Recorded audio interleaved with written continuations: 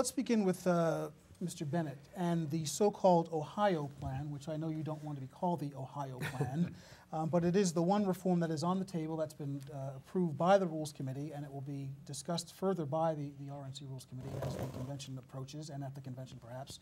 Why don't you explain basically what the plan is, how the primary process will work, and what is it meant to, what problem is it meant to solve? I think the first thing that you have to look at is there a problem or not a problem? I think Pat stated that. I think there's a general feeling that if we don't do something about the primary process, in 2012, certainly Ohio would probably move to the Super Tuesday, and a number of other states that I've checked with, I estimate that we'll have between 35 and 36 states that will be voting on a Super Tuesday.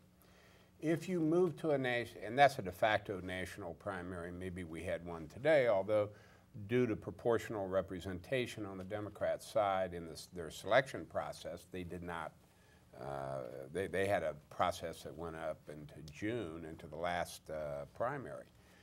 However, for all intents and purposes, the Republican primary was really over in Florida, even though they voted outside of the window when John McCain won the state at a reduced number of delegates, and then finished up on Super Tuesday, actually sewed it up when Texas and Ohio and Maine voted on March 4th.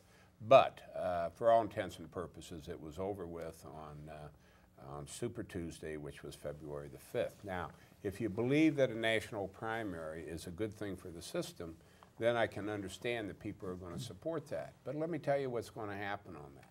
You're going to eliminate retail politics, number one. Number two is you're going to eliminate the people that go into New Hampshire and into Iowa and into the living rooms, the candidates from middle America.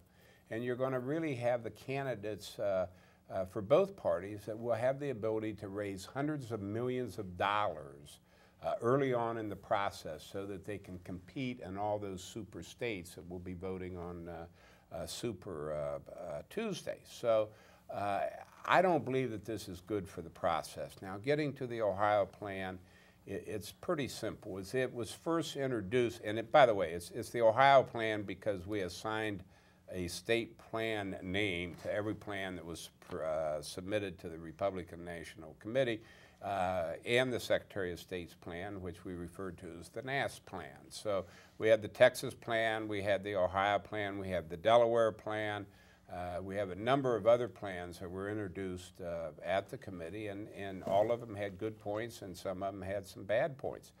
The Ohio plan is really a takeoff on the Secretary of State's, the NAS plan, the rotating regional primaries, and the Delaware plan.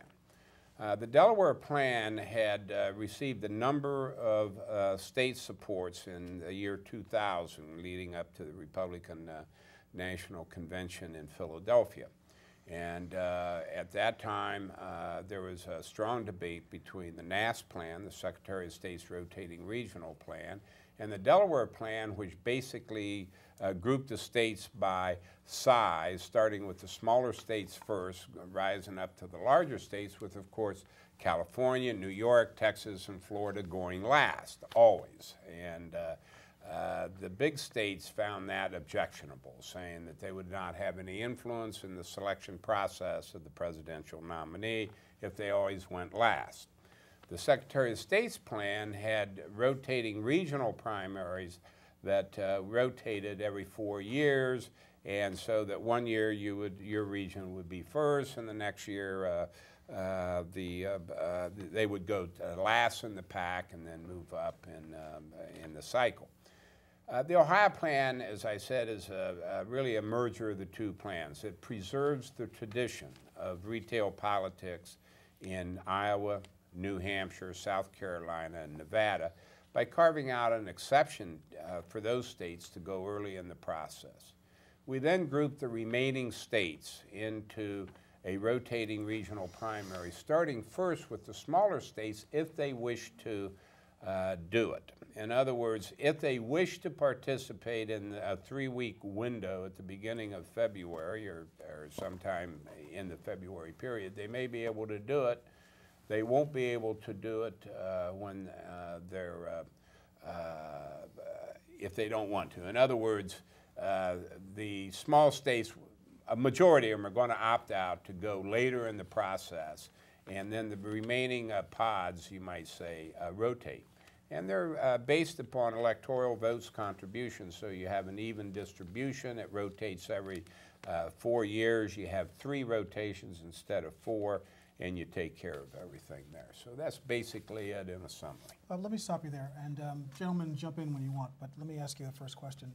Obviously, states, big states are going to include Florida, Michigan, California, New York. What do you say to the leaders of those states who do not want to be in what would be a permanent second tier? Well, that's a real that's a real question, I think, open for debate, because you have a number of states, 18 states that would fall in that first tier. But in talking to those states, I think well over half of them have no interest in participating early. I mean, I've talked to people, for instance, in the Dakotas. They haven't indicated an interest of being first in the nation for one reason or another. They're going to leave their primaries alone. Michigan, Florida certainly want to be want to come But Michigan sooner. and Florida would still be coming earlier in the process, because I think that if you look at the number of delegates that would be selected in the first part of February is only about a very small percentage of the total delegates. It might be a little bit more on the Democrat side because they have more delegates that go to their convention, but it'd be relatively small. And just getting back to the very beginning of this, you explained, and I think Don explained why we're talking about this now, because the Republican National Committee's rules say that these rules have to be made at their convention, which starts in a couple of months in September.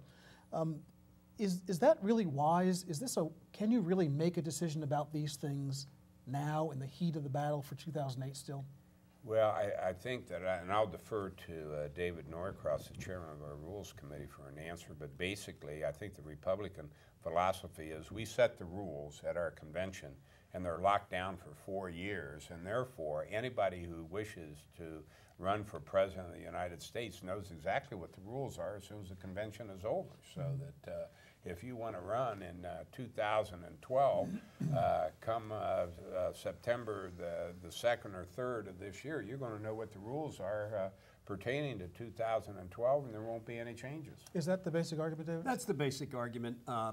It's much like a football game. You know what the rules of the football game are long before we're worried about the Super Bowl. The irony was in 2008, although the rules were set, we had states continuing to move their dates until November of '07. So our problem, I don't think, is that we set the rules at the convention. Our problem was that we need to make sure that we have an orderly process, an orderly sequence of events. One of the reasons we think it's advantageous to set the rules in advance is that the candidates, that is the people who are going to be candidates, say in 2012, they will not be participating in the making of the rules as candidates, nor will their supporters be engaging in the Rules Committee in backing and filling and maneuvering for advantage. It's done in September of '08, and those are the rules you play by. I don't mean to be partisan, but don't you put yourself in something of a competitive disadvantage by making rules now? Wouldn't you like to know if you're going to be the party in power? Wouldn't you like to have some sense of whether John McCain is going to run again, or wouldn't it be advantageous to set the rules later? I don't think so. I mean, to the extent that the nominee wants to impact the rules in 2012, the nominee can impact those rules, and that has happened in the past. So it's not as if the nominee is powerless. And if there is not a president elected of your party, then I think you want to have the rules set forth straightforward, and everybody who's going to compete knows what they are going in.